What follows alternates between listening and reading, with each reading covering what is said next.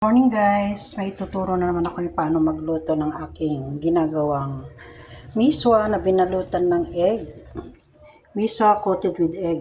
Maglalagay tayo ng aking preserved na paste, tomato paste. Mayroon tayong kutsay na leaves, carrots, 2 spoon ng all-purpose powder, flour na flour.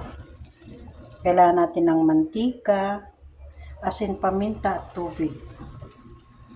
Yan po mga ingredients natin sa gagawin natin ngayong pagkain ni Lola. Unahin muna natin ang ginagawa kong mixture sa egg. Kailangan maglagay tayo ng 2 egg. Yan.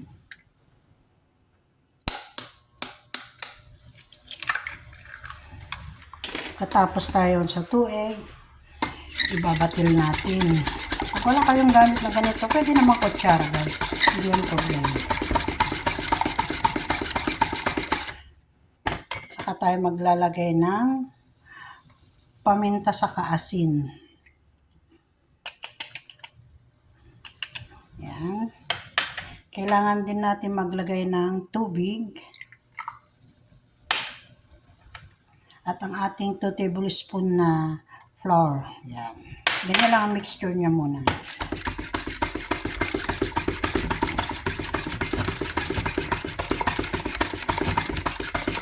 Kailangan ma-mix natin ng maayos yan para hindi siya magbuo-buo. Bago natin ibalot sa miso.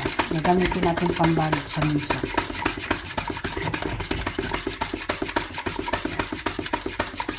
Okay? Okay na yan guys. Ganyan ang ating gagawing wrapper. Siguraduhin na walang buo-buo guys. Kung kinakailangan na gamitan ng strainer para matanggal yung mga buo-buo, gagamitan po natin. Gusto natin guys na mapino, gagamitan natin siya ng strainer. Yan, sasalain natin kasi mayroon sa loob na hindi nahalo ng maayos. Yan, para matanggal yung mga buo-buo.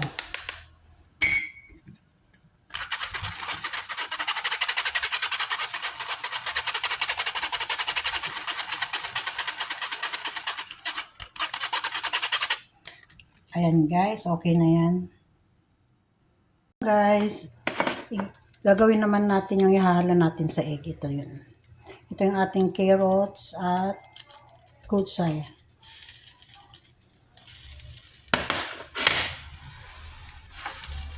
Painitin muna natin guys. Maglalagay tayo ng ating mantika.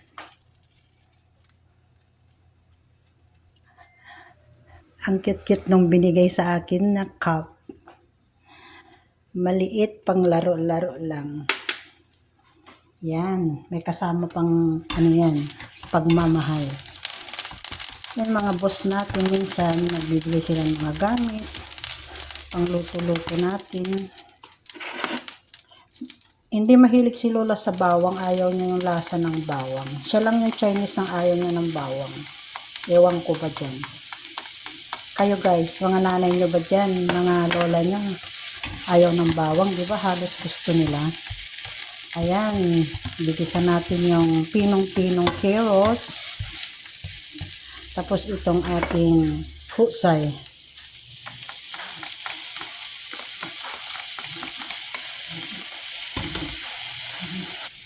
Ayan guys. Gisa-gisa lang natin yan ng ganyan. Kailangan, bago natin yan ilagay sa itlog, kailangan na iluto natin yan para hindi siya matigas. Kasi kung sa atin pwede na natin idirekta sa itlog yan. Pero kay Lola, kailangan igisa ko yan para lumambot yung carrots, saka mga dahon-dahon na yan, para hindi siya mahirapan kumain. Ito yung ating ginagawang preserved na tomato paste. lagyan din natin siya.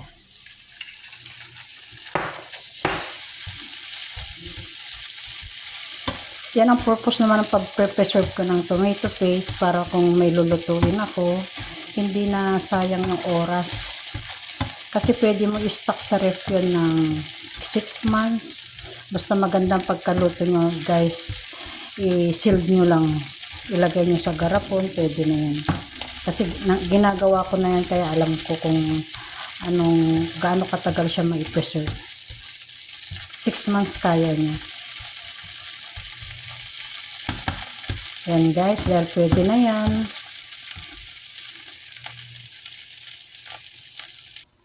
Ihalo natin yan sa may itlog. Kung konti lang lutuin mo, pero ang laki-laki ang lutuan mo, ganyan ang bahay ni Lola. Ang lalaki ng gamit, pero konti lang niluluto ko.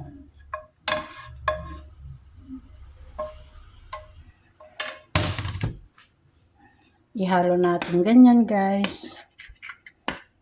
Tapos i-fry natin yan. Ilalagay natin yung miso sa ibabaw.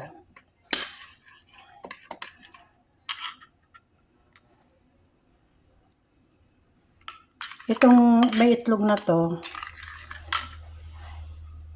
yan yung pang cover natin sa miso. Gagamitin pa rin natin itong pinaggisahan natin ng ating gulay kanina.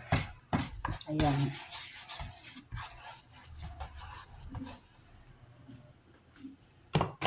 Ganyan ang ginagawa ko guys. Tingnan nyo. Matututo kayo dyan.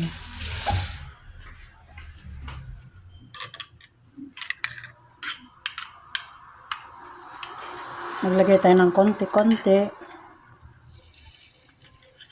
Yan.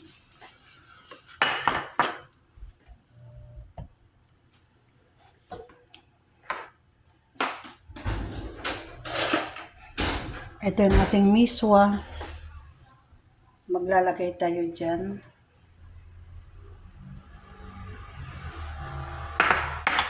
Ganyan lang ginagawa ko guys. Tapos ibaliktad nyo, i-cover nyo ganyan. Kasi luto naman na yan. I-cover nyo ganyan. Sabay isang yan. Kuha kayo ng isa para ipangbaliktad nyo. Yan.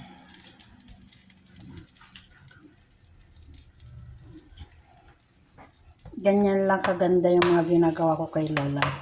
Pag isa-isang piraso, ganyan lang gagawin nyo guys. Pa isa-isa lang yan.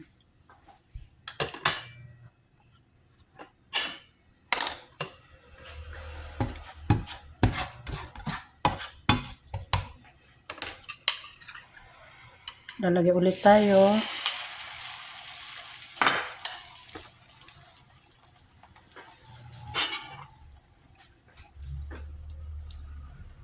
Ating miswa.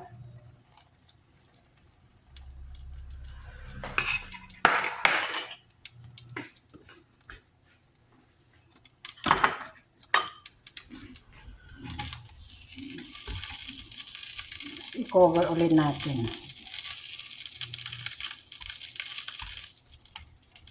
Pag lagi nyo nang gagawin yan guys, madali na lang. Nakadalawa na tayo. Isa pa para hanggang mamaya meron kami.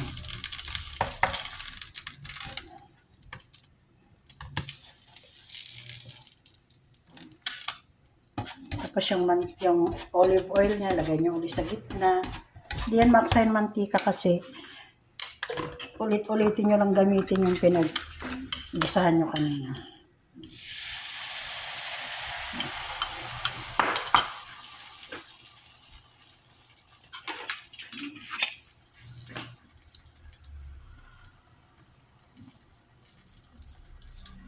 Nagtataka kayo itong miswa, luto na po yan. Binold ko na yan.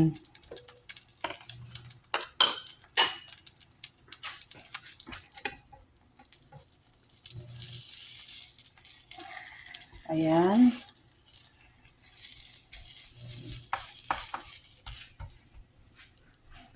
Isa pa, mayroon pang konti.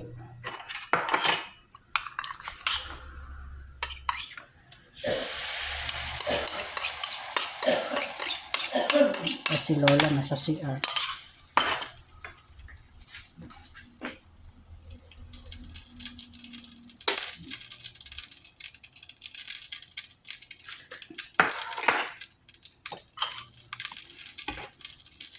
Sabi ko nga sa inyo, para akong maglalaro-laro sa bahay ni Lola. Ganyan.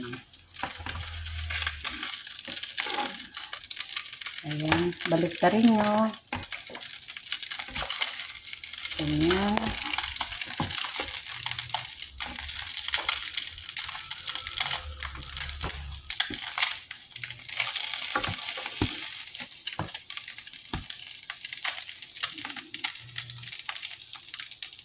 May masarap na kayong pagkain.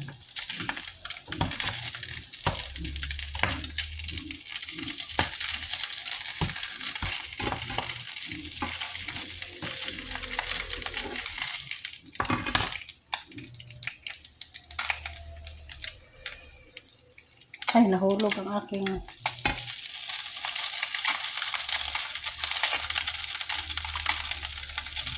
Ayan guys, pwede na yan. Okay na yan guys. Talagay na natin sa ating plating.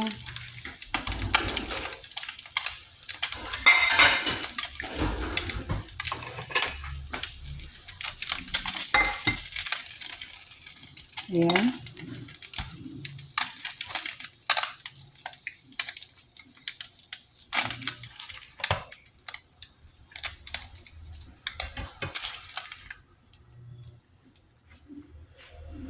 Wow! Diba guys? Masarap tignan. Maganda tignan.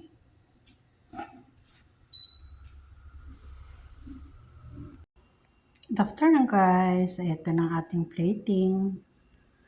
Meron tayong avocado, tomato paste, sausawan ng Lola sa kanyang talong, at meat, okra, kamote, at ang ating ginawang miswa coated with egg. Yan.